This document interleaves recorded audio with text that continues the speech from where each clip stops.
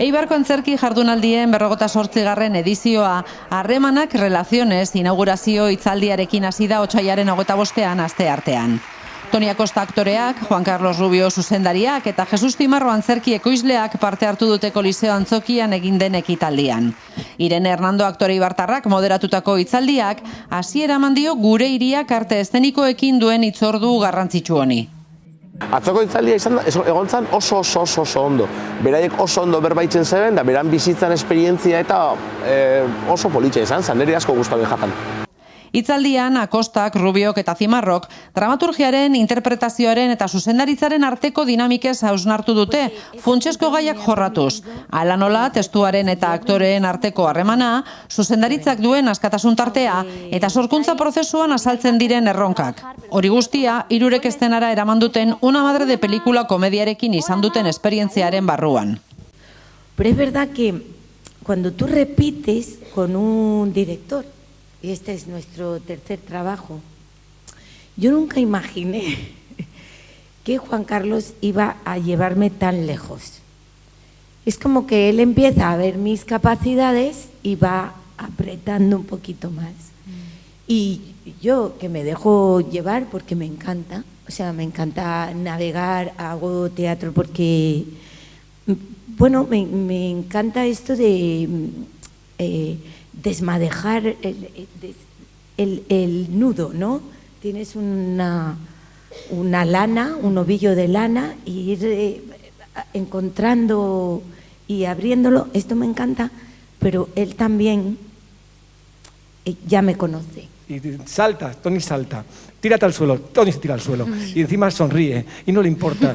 Esa actitud es maravillosa, pero es que encima se corresponde con un talento excepcional.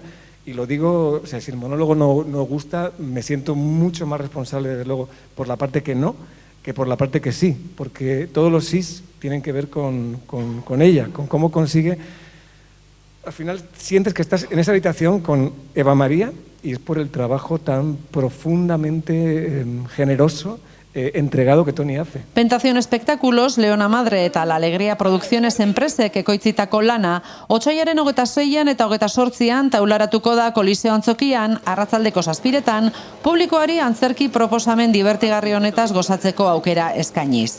El resultado, evidentemente, lo van a juzgar los espectadores, pero yo que soy una persona que, como muy bien ha dicho Juan Carlos, pongo los ingredientes para que todo el equipo pueda trabajar de una manera profesional y con toda libertad, me aproximo en la fase final del proyecto e intento estar lo menos contaminado posible, porque evidentemente el equipo es subjetivo y yo intento ser lo más objetivo posible y realmente el resultado es estupendo.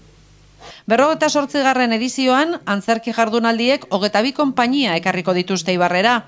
Guztira, 25 emanaldi eskainiko dituzte, horietatik 8 euskaraz eta bat kalean.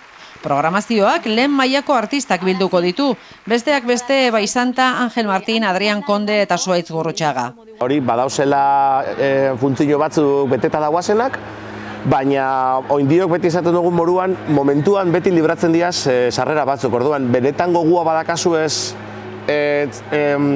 juteko, mesedez, agertu zaitxie takilan eta takilan beti batzutan egoten diaz sarreraren bat, da igual sortia dakazu ez. Apirilaren 11 arte, Eibar Antzokiaren epizentroa izango da urten ere, bere prestigioa sendotuz eta eszenako kalitatearen eta aniztasunaren aldeko apustuari eutsiz.